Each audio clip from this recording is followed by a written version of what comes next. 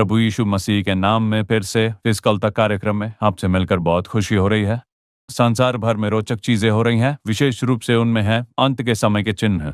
हमारे सोच से परे ये बहुत ही तेजी से हो रहे हैं और आज के इस कार्यक्रम में हम वही देखेंगे। विशेष रूप से 3 बातों को हम देखेंगे। तो आइए चलते हैं कार्यक्रम की ओर।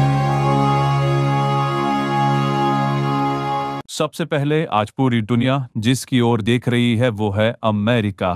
जब से अमेरिकी राष्ट्रपति ट्रंप ने पदभार संभाला है तब से हर दिन कोई न कोई हलचल भरी घटना घट रही है। हम सब जानते हैं, टैक्स में कटौती, फिर वापस लेना, फिर इजराइल के मामलों में हस्तक्षेप करना, यूक्रेन के विषयों में लगातार सक्रिय रहना, और अब अमेरिका की सरकार ठप हो गई है। यानी जिस समय से हम इन घटनाओं को देख रहे हैं तब से लेकर अगले सोमवार तक यहाँ सरकार ठप हो गई है और शायद ये अवधि और लंबी होती जाएगी।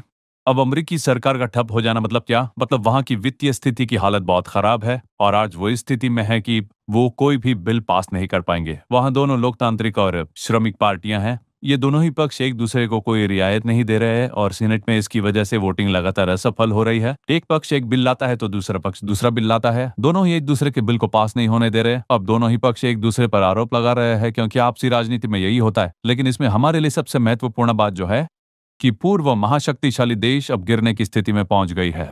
पहले हम कहते थे कि अमेरिका की सेना बहुत शक्तिशाली है, लेकिन अब देखिए दुनिया के कई देश, यहाँ तक कि हौतीज भी अमेरिका के जहाज को चुनौती देते हैं। तो अब स्थिति यहाँ तक पहुंच चुकी है। और देखिए, अमेरिका की अर्थव्यवस्था पहले से ही $37 ट्रिलियन की गिरावट में है और कहा जा रहा है कि रोजाना ये $7 बिलियन गिरता जा रहा है।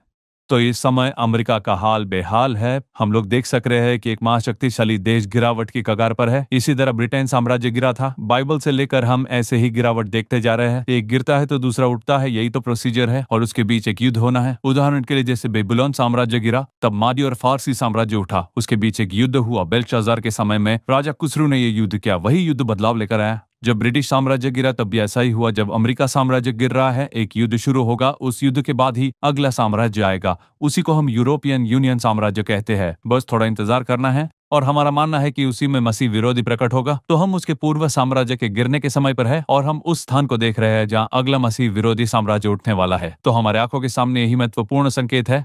जैसे कि यिर्मयाह ने कहा था कि नबूकदनेस्सर आएगा, तो ठीक उसी तरह ये और संकेत है कि मसीह विरोधी का समय आने वाला है। और एक जरूरी संकेत ये है कि पूर्वी महाशक्तिशाली देश गिरने वाला है। हालत ऐसी है कि अमेरिका उठ नहीं सकता। अब इसका क्या अर्थ है? क्या अमेरिका सूडान जैसा हो जाएगा? तो इसका बिल्कुल भी ऐसा मतलब नहीं है। ठीक इस समय जैसा यूके है, किसी समय में वो महाशक्तिशाली देश था, अब दूसरे स्थान पर है, ठीक उसी तरह यूएस भी पीछे हो जाएगा और यूरोपियन यूनियन पहले स्थान पर पहुंचने वाला है। तो ये हम लोग अपडेट के लिए बता रहे हैं। प्रभु की इच्छा तो हम देखेंगे। अब आगे चलिए अगली कड़ी देखते हैं। अब इन सब के बीच अमेरिका ने एक बहुत महत्वपूर्ण समझौता किया है। अमेरिका और इजराइल मिलकर फिलिस्तीन में शांति लाने के लिए एक योजना बना चुके हैं। इसमें सबसे बड़ा आश्चर्य है कि जो देश पहले इसका विरोध कर रहे थे अब वे समर्थन करना शुरू कर चुके हैं। यूके से लेकर कतार तक और यहाँ तक कि पाकिस्तान तक कई देश इसका समर्थन कर रहे हैं। इस शांति समझौते का समर्थन कर रहे हैं वो। और ये क्या है? ये समझौता 72 घंटे की समय सीमा के साथ शुरू हुआ है। इस अवधि में इजराइल अपने सैनिकों को पीछे हटाएगा और हमास से सभी बचे हुए बंधकों को रिहा करेगा। लेकिन वहां की स्थिति इस समय ऐसी है कि लगता नहीं कि ये संभव हो भी पाएगा। और इतना ही नहीं, उससे भी आगे जाकर वहां एक प्रकार का तटस्थ गवर्नर है, जैसे एक प्रशासक, और वही व्यक्ति उस क्षेत्र की निगरानी करेगा। ये सब पूरी तरह से फिलिस्तीन की भलाई के लिए उपयोग किया जाएगा। ऐसे लगभग 20 से 22 बिंदु इस समझौते में शामिल है, ऐसा कहा जा रहा है। लेकिन क्या ये सब वास्तव में लागू होगा? अगर आप पूछे तो ट्रंप कहते हैं ये आखिरी मौका है। और सिर्फ इतना ही नहीं, सभी देश इस समझौते का स्वागत कर चुके हैं। ये कहां जाकर समाप्त होगा? निश्चित रूप से हमास को यह गंवाना पड़ेगा, क्योंकि फिर से हमास की सरकार वहां नहीं आ सकती। कुछ भी हो जाए, वहां हमास की सरकार स्थापित नहीं होगी। तो निश्चय ही वहां का क्षेत्र जो मध्यस्थ कर रहे हैं उस देश के हाथों में चला जाएगा। इसी बीच एक और बात चली थी, और वो क्या था? पूर्व यूके के प्रधानमंत्री टोनी ब्लेयर, उन्हें वहां एक मध्यस्थ के रूप में नियुक्त करने की बात कही गई थी। तो जो भी हो, ये एक ऐसा शांति समझौता है जो पहले कभी किसी निष्कर्ष तक नहीं पहुंचा, लेकिन अब फिर से स्थापित किया गया है। अब इसका अंत क्या होने वाला है ये हम सब जानते हैं। फिर से एक युद्ध। इसमें यह कहा गया है कि अगर हमास को स्वतंत्रता दी जाती है तो वहां फिर से युद्ध शुरू हो जाएगा। ये काफी निर्णायक है। तो हम बस ये देख रहे हैं कि ये कहाँ समाप्त होगा। इसके बीच ईरान ने एक बहुत ही महत्वपूर्ण बात कही है और उन्होंने कहा है अगर इजराइल किसी पर हमला करता है तो हम जवाब देने के लिए आ जाएंगे। तो उनके बीच में शांति के लिए कोई जगह दिख नहीं रही, पर लगता है कि वो दोनों किसी और ही स्तर तक पहुंचने वाले हैं और उसे भी हम आने वाले समयों में देखने वाले हैं। अब आखिर में एक महत्वपूर्ण बात को देखकर हम समापन करेंगे। अगर आप जानना चाहते हो कि इस विषय में, तो देखिए यूके के प्रधानमंत्री ने क्या किया। उन्होंने सरकार में एक बहुत महत्वपूर्ण बिल पास किया है, और वो बिल किसके बारे में है, तो अब 18 वर्ष से अधिक उम्र के सभी वयस्कों के लिए डिजिटल आईडी अनिवार्य कर दी गई है वहां पर। जैसे कि हमने अक्सर कहा है, प्रकाशित वाक्य अध्याय 13 वचन 16 से 18 में, सबके दाहिने हाथ या उनके माथे पर एक छाप करा दी। ठीक उसी तरह एक चिप कॉन्सेप्ट लेकर आ रहे हैं, डिजिटल आईडी। ये पहले से ही कई देशों में निजी रूप से लागू किया जा चुका है, जैसे स्वीडन में। वहां पर इसका प्राइवेट उपयोग किया जाता है। कहा जा रहा था कि इसे ऑफिशियल कर दिया जाएगा, और इसके विषय में भारतीय अखबारों में साल 2010 से ही छप रहे हैं कि हाथ या माथे पर ऐसा एक चिप लगाया जाने वाला है। इस कॉन्सेप्ट की बात 2010 से हो रही है, पर हमारी आंखों के सामने इस समय अब ये ऑफिशियल हो चुका है।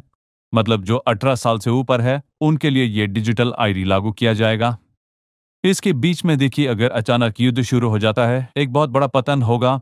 अगर आप पूछे कि इसके बाद क्या होगा, तो उस युद्ध के अंत में भारी मात्रा में जानमाल की हानि होगी। उस हानि के बाद जो लोग बचेंगे उनके लिए जनगणना करने, उन्हें प्रणाली में लाने और निगरानी व्यवस्था लागू करने के लिए इस चिप का इस्तेमाल किया जाएगा, ऐसा कहा जा रहा है। इस डिजिटल आईडी को एक वैश्विक डिजिटल पहचान प्रणाली में बदलने की योजना है। लोगों को पहले से इसे देना शुरू कर दिया गया है। लोगों में भी इसे अपनाने की मानसिकता आ चुकी है।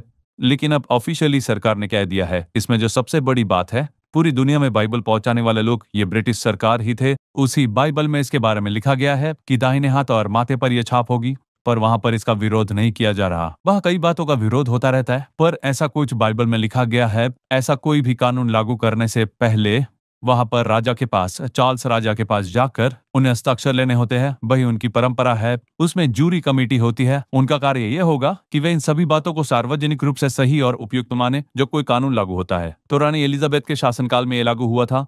अब देखिए, बाइबल में जो अंत समय के बारे में कहा गया था, वो समय धीरे धीरे आ रहा है। टेक्नोलॉजी और विकास के नाम पर बाइबल में वर्णित वो खतरनाक समय आ रहा है, और उस समय में जो भावनाहीन हृदय है वही अब सरकार के पास है। अब ये वैश्विक रूप से फैल रहा है। पूरी दुनिया अब अपने दाहिने हाथ और माथे को तैयार कर रही है। एक ओर युद्ध की तैयारी हो रही है, दूसरी ओर एक महाशक्ति उसी यूरोप से उठनी है, और उसी यूरोप से वो समय भी आ रहा है जब माथे और दाहिने हाथ पर चिन्ह लगाया जाएगा। ये सब मिलकर हमसे एक ही बात कह रहे हैं कि हम बाइबल में वर्णित अंत समय के संकेतों को अपनी आंखों से देख रहे हैं। हम उस समय के बहुत करीब है। हम उस समय के बिल्कुल बीचों बीच जी रहे हैं। बस एक बात, प्रभु यीशु मसीह बहुत ही शीघ्र आने वाले हैं। 2000 साल से पहले जो भविष्यवाणी उन्होंने की थी, अब आप और हम उसी समय में मौजूद है। अगर आगमन में देरी हो जाए तो अगले कल तक कार्यक्रम में आपसे दोबारा मुलाकात होगी। God bless you.